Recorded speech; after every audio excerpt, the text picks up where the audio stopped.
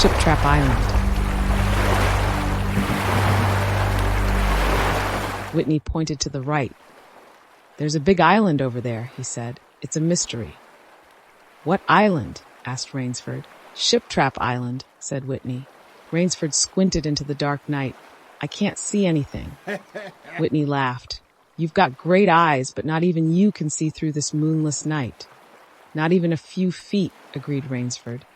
It's like black velvet. We'll have light in Rio, said Whitney. We should get there soon. Hope the Jaguar guns are ready. We'll have a good hunting. The best, said Rainsford. For us hunters, said Whitney, not for the Jaguars. Who cares how they feel, Rainsford scoffed. Maybe they feel fear of pain and death, said Whitney. Nonsense, Rainsford laughed. The world has two kinds of people, hunters and the hunted. We're lucky to be hunters. Think we've passed the island? Not sure. I hope so, said Whitney. Why? Asked Rainsford. That island has a bad reputation. Cannibals, Rainsford joked. No, but sailors fear it. Even our crew was on edge today. I noticed. Even Captain Nielsen. Yes, even him. He told me the place has an evil name among sailors. He asked me, don't you feel something? I did. It was like a chill, but there was no wind and the sea was calm. Your imagination, said Rainsford. Fear spreads easily among sailors. Maybe, but sometimes I think sailors sense danger. Sometimes I think evil is real, like sound or light. It gives off bad vibes. Anyway, I'm glad we're leaving this area. Good night, Rainsford. Good night, said Rainsford. I'll stay up a bit longer. Rainsford sat alone, listening to the engine and the water as the yacht moved through the dark. He relaxed, smoking his pipe. The night was so dark he thought he could sleep without closing his eyes. Suddenly, a sound startled him. He heard it again. 3 gunshots from somewhere in the darkness. He jumped up and rushed to the rail, trying to see where the shots came from, but it was like looking into a wall of black. He climbed onto the rail for a better view, but lost his balance and fell overboard. The warm Caribbean water closed over his head.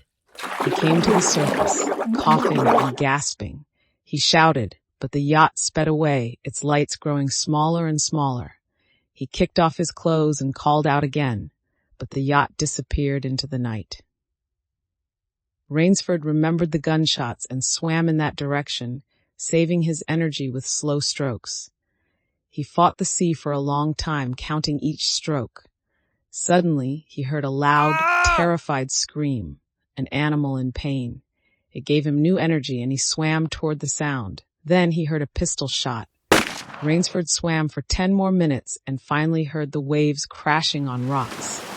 Just before he hit the rocks, he pulled himself out of the water. Climbing up the jagged cliffs, hands raw, he reached the top. He collapsed by the jungle and fell into a deep sleep. When he woke up, it was late afternoon. He was hungry but felt stronger. He thought, where there are gunshots, there are men, and where there are men, there's food. But he wondered what kind of men lived in such a scary place. The jungle came to the shore, so Rainsford walked along the beach. Soon he saw signs of a large animal struggling in the bushes. Blood stained the ground. He found a used bullet casing. A-22, that's a small gun for such a big animal. The hunter was brave, he said, surprised. Looking closely, he found boot prints leading along the cliff. He followed them eagerly as night began to fall. As darkness fell, Rainsford spotted lights. At first he thought it was a village, but as he walked closer he saw a grand castle with tall towers. He thought it was an illusion, but found it real when he reached the iron gate and knocked on the large door. The door opened, and Rainsford saw a giant man with a long beard and a gun aimed at him. Rainsford quickly said, I fell off a yacht. I'm Sanger Rainsford from New York. The man didn't respond, but another man appeared, tall, well-dressed. He introduced himself as General Zaroff.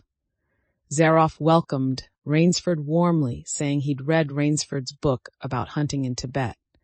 The giant man, Ivan, who was deaf and mute, put away his gun and led Rainsford to a grand room.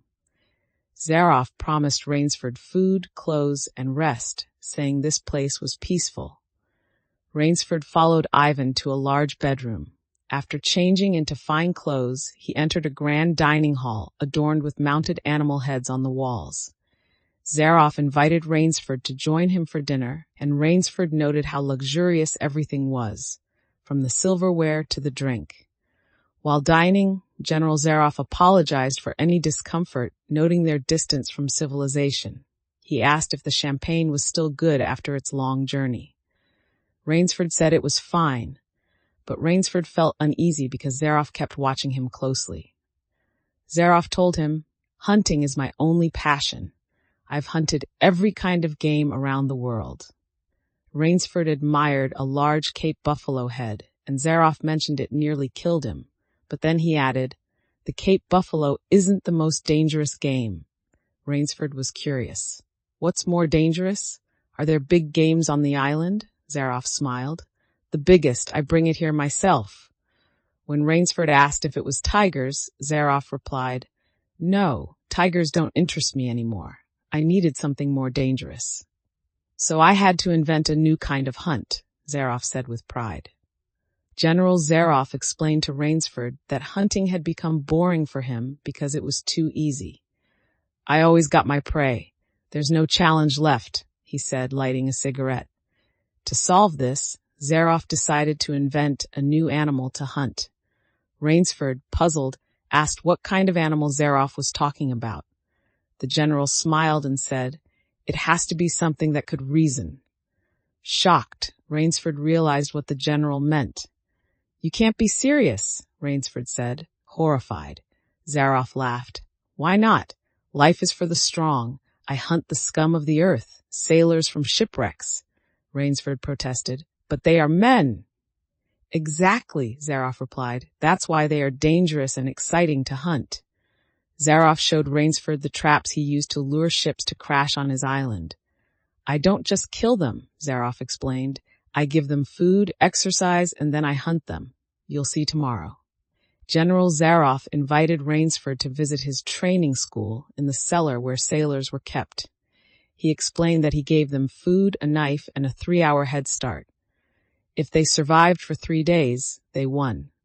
Rainsford asked what would happen if they refused.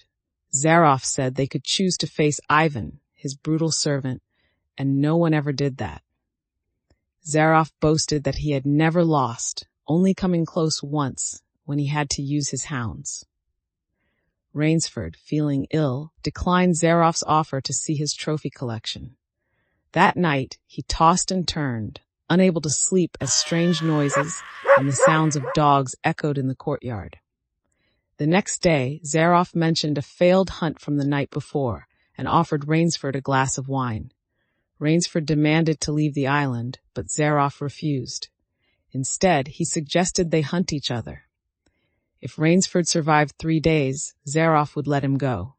Reluctantly, Rainsford agreed, knowing the alternative was facing Ivan. As Zaroff left, he wished Rainsford luck, planning to begin the hunt at dusk. Ivan handed Rainsford hunting clothes, food, and a knife. Rainsford told himself, "I must keep my nerve." He forged a winding path through the jungle to confuse General Zaroff. Exhausted, Rainsford climbed a tree to hide. In the morning, Zaroff tracked him but stopped just below his tree, smiling. He lit a cigarette, looked around, then walked away. Rainsford realized, horrified, that Zaroff was toying with him. Determined, Rainsford set a trap using a fallen tree. Zaroff almost got caught but dodged it. "Well done, Rainsford," Zaroff called. "I'll be back." Rainsford then dug a pit near the swamp. He sharpened stakes and placed them at the bottom. He covered the top with branches and foliage. When Zaroff returned, one of his dogs fell into the trap. "You're proving interesting," Zaroff said. "I think I'll try my whole pack next time." As Rainsford heard the hounds approaching, he knew he had to keep running. The sound of hounds grew louder. He spotted General Zaroff and Ivan. Knowing they'd catch him soon, Rainsford remembered a trick from Uganda. He tied a knife to a young tree that can be bent down and tied back. Then he ran away as the dogs picked up his scent. The barking suddenly stopped. Rainsford looked back and saw Zaroff still standing. The tree snapped at Ivan and the knife killed him. Just as the servant fell down, the hounds resumed their chase. Rainsford urged himself, "Nerve, nerve, nerve!" He spotted a gap between the trees and reached the sea, where he jumped in. When Zaroff arrived at the shore, he paused to enjoy the view, then relaxed with a drink and a cigarette. That evening, Zaroff had a nice dinner but was annoyed that he had lost Rainsford. He looked at his dogs and called to them, "Better luck another time." Suddenly, Rainsford appeared from the shadows. "How did you get here?" Zaroff exclaimed. "I swam," Rainsford replied. Zaroff congratulated him, but Rainsford said, "I'm still a beast at bay. Get ready, General." Zaroff bowed and said that one of them would become dinner, while the other would enjoy a nice bed. Rainsford thought it was the best bed he'd ever slept in.